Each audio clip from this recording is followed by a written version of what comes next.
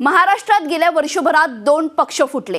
पहिला शिवसेना, दुसरा राष्ट्रवादी काँग्रेस। पक्षफुटीनंतर सगळ्यात कळीचा मुद्दा ठरतोय तो म्हणजे आमदार अपात्रतेचा। सत्ता संघर्षामध्ये आमदार अपात्रतेचा निकालच फार महत्त्वाचा ठरणार आहे। मात्र विधानसभा अध्यक्ष हा निर्णय नेमका केव्हा घेतात यावरून सुप्रीम कोर्टात खडाजंगी झाली आहे। सरन्यायाधीशांनी या सगळ्या प्रकरणावरून कडक शब्दात ताशेरे ओढलेत। आमदार अपात्रतेच्या मुद्द्यावरून सुप्रीम कोर्टात नेमकं काय घडलंय पाहूयात या सविस्तर रिपोर्टमधून। आमदार अपात्रतेची सर्वात मोठी अपडेट। सुप्रीम कोर्टाने विधानसभा अध्यक्षांना फटकारलं। तुम्ही निर्णय द्या नाहीतर आम्ही आदेश देऊ।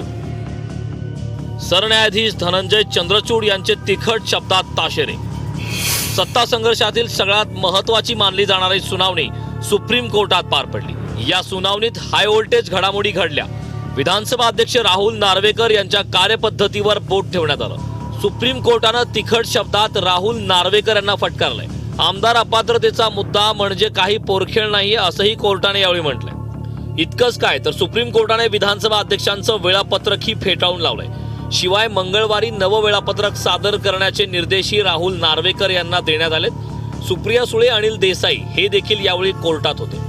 सरन्यायाधीश आमदार अपात्रतेच्या मुद्द्यावरून प्रचंड संतापले असल्याचं यावेळी पाहायला मिळालं। आता तुम्ही काहीतरी करा, लवकर करा आणि एवढा वेळ लागायची गरज नाहीये। आणि त्यांनी असंही सांगितलंय की तुम्ही ह्याच्यात स्पीकर म्हणून नाही पण एक ट्रायब्युनल म्हणून फंक्शन करताय। स्पीकर म्हणून तुम्ही कुठे फंक्शन करता? हाऊसमध्ये।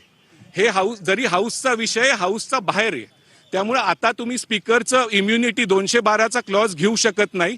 तुम्ही लवकर डिसिजन घ्या।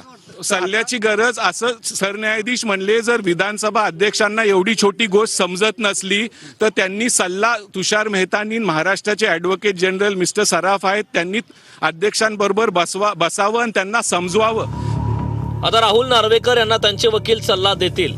विधानसभा अध्यक्ष या नात्याने राहुल नार्वेकरांना आमदार अपात्रतेच्या विषयी डेडलाईन घेऊन काम करावं लागेल आणि निर्णयही द्यावा लागेल।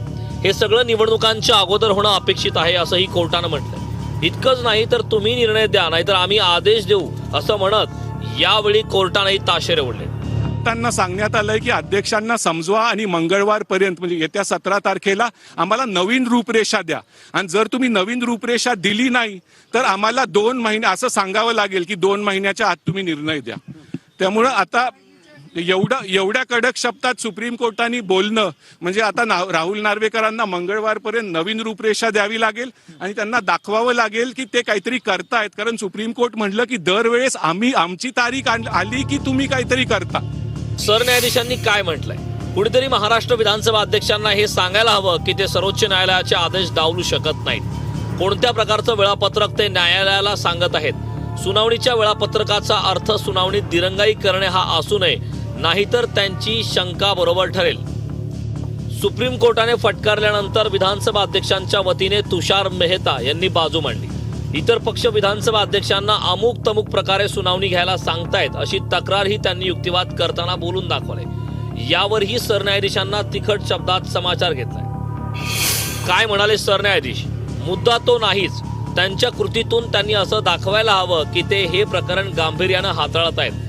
जून महिन्यापासून काय घडलंय हा गोंधळ असता कामा नये। विधानसभा अध्यक्षांकडून योग्य प्रकारे सुनावणी घेतली जायला हवी।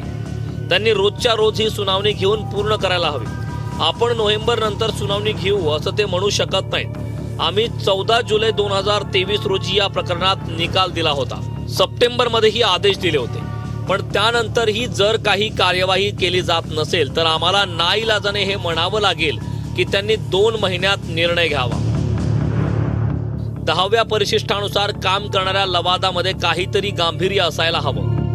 अशा ठिकाणी चाललेल्या सुनावणीमध्ये गोंधळ असू नये। या प्रक्रियेमध्ये आपण विश्वास निर्माण करायला हवा।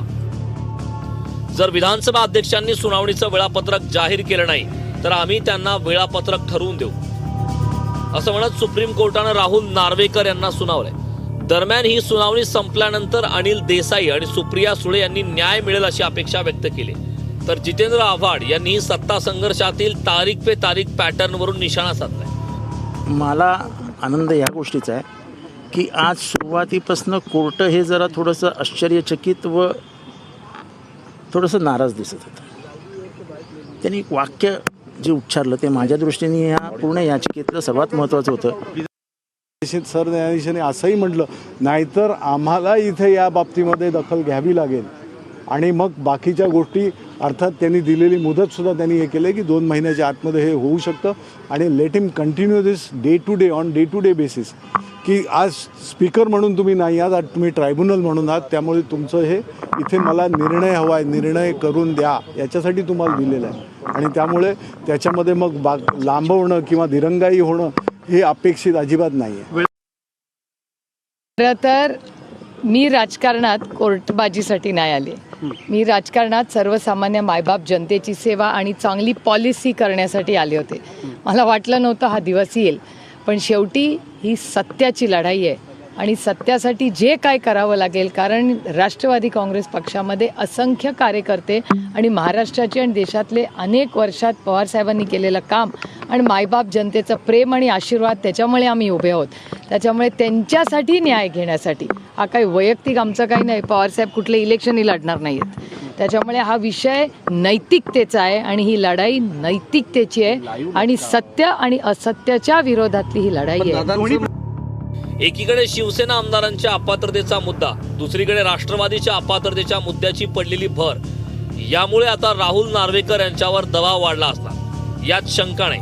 पण आता सुप्रीम कोर्टाने फटकारल्यानंतर विधानसभा अध्यक्ष या नेते नेमका कोणता निर्णय घेतात, सुनावणीसाठीचं वेळापत्रक काय लावतात, सोमवारी सुप्रीम कोर्टात काय घडतं आणि सरते शेवटी कोणाचे आमदार अपात्र ठरतात, याकडे संपूर्ण महाराष्ट्राचं लक्ष लागलंय. Bureau report, news state Maharashtra.